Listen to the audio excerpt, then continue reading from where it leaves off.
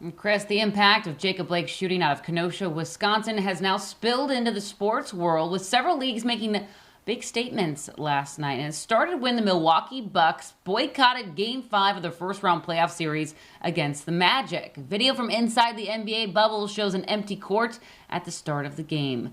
In a statement posted on Twitter, Bucks owners said they didn't know the players planned to boycott the game, but they wholeheartedly agree, adding the only way to bring about change is to shine a light on the racial injustices happening in front of us.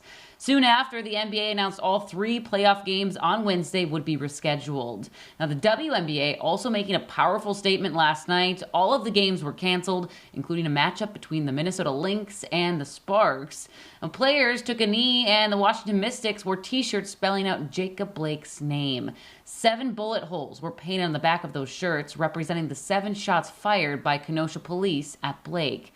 Major League Baseball also postponed the 3 games it had scheduled for Wednesday night, including a game between the Brewers and the Cincinnati Reds.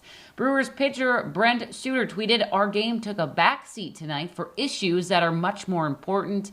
Our hearts are with all of those who are hurting." Now, same goes for Major League Soccer. 5 matches are going to be played now at a later date.